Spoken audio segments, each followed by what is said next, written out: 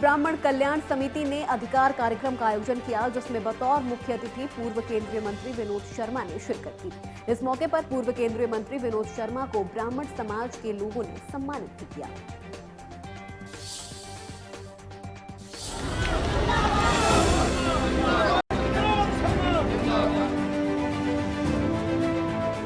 चरखी दादरी के मंगल मार्केट में अपने अधिकारों के लिए ब्राह्मण समाज के लोगों ने अधिकार सम्मेलन का आयोजन किया,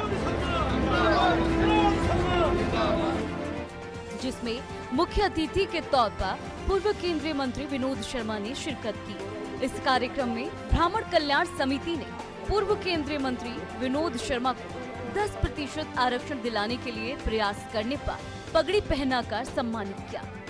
कार्यक्रम में 36 बिरादरी के लोग मौजूद रहे। अधिकार सम्मेलन के बारे में मैंने देखा कि लोगों में उत्साह है। अधिकार तो हमें अपने लेने ही हैं। मैं कोई भाषण नहीं दूंगा, मैं तो आपसे व्यक्तिगत तौर पर संवाद करने आया हूं, आपकी बातों को और भावनाओं को समझने के लिए आया हूं।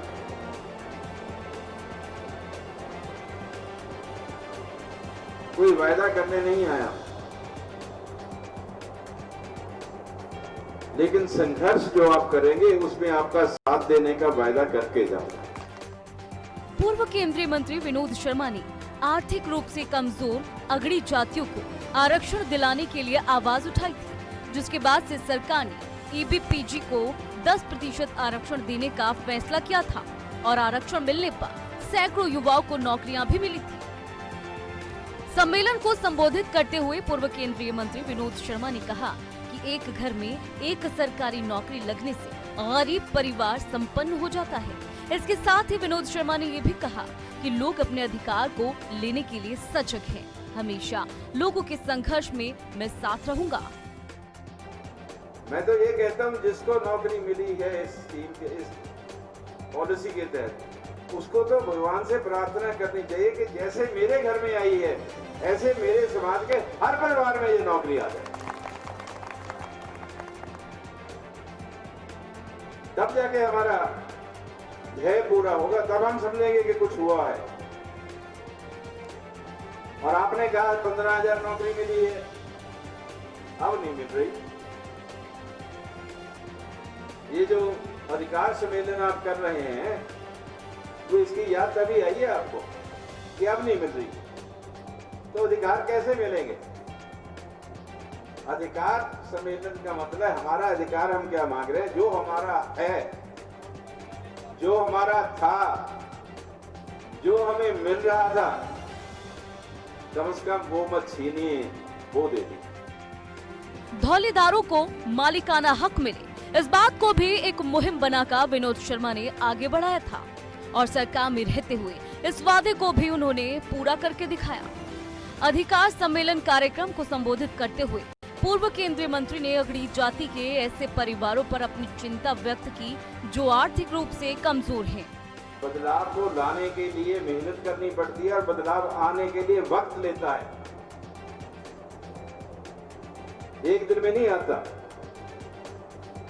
आज से मेहनत करते रहेंगे तो बदलाव 5,000 नौकरियों से नहीं आता, बदलाव 15,000 नौकरियों से नहीं आता। आया क्या 15,000 नौकरियों से बदलाव मिली है ना, तो बदलाव आया।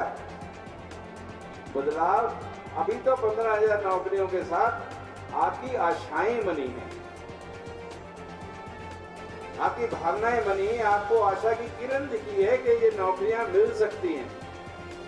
लेकिन बदलाव आएगा जिस दिन 2 लाख, 3 लाख, 4 लाख नौकरियां 4 लाख घरों में सरकारी होंगी, उस दिन बदलाव का दिन होगा। उन्होंने कहा कि हर व्यक्ति को अपने अधिकार पाने का पूरा हक है, इसके लिए जागरूक रहना चाहिए और अपने अधिकारों के लिए जरूरत पड़े तो लड़ाई भी लड़नी चाहिए। हर व्यक्ति को अपने वोट की ताकत का सही इस्तेमाल करना चाहिए ताकि वो अपने लिए एक बेहतर कल को तैयार कर सके। मिलेगी तो एक ही आशा है कि अपने दूसरे अधिकार का इस्तेमाल आप कैसे करते हैं। वो अधिकार क्या है आपका? देश में, प्रदेश में ताकत किसके हाथ में जाएगी, ये फैसला तो आप कर सकते हैं। अगड़ी जातियों, खासकर ब्राह्मण समाज के अधिकारों के लिए पूर्व केंद्रीय मंत्री विनोद शर्मा पहले से ही आवाज उठाते आए हैं।